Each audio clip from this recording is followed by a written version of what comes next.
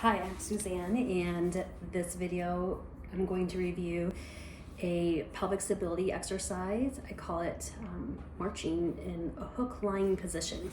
Hook-lying position is a fancy term for lying on your back with your knees bent, soles of the feet on the ground. And I'm placing my hands on my lower pelvis just to get take a moment to notice where my pelvis is in space. So some of us may rest with a tucked pelvis, meaning your back is flattened into the ground in a tucked position. Some of us live in an arched back, pelvis is overly rolled forward position. And so starting with a couple pelvic rocks forward and backward, the fronts of your hip bones, those hip pointers, I guess some people call them, will up towards my face, down towards my toes. Splitting the difference to where the middle point is a good place to start to establish what your neutral pelvis position is. Then I take a couple breaths just to make sure I'm not holding any tension in my jaw or chest, and I'm not holding my breath while I do this exercise.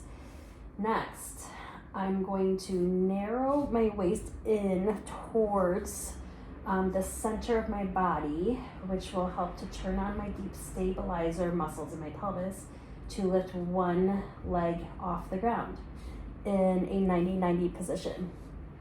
Pause there for breath, and then return the leg back down. I'm keeping my fingers on my hip bones, my thumbs on my lower ribs, because if I lift my leg and my pelvis twists or ricochets or moves out of this neutral position, my hands are able to feel when that happens. But hopefully, if I'm using my abdominal stabilizers well enough, then this all stays pretty neutral, stable level. And there's a subtle work here, and I'm still able to breathe freely.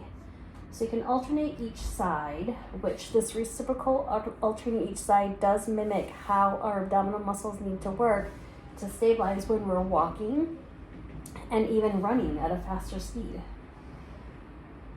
And that is hook-lying marches. Thanks for watching.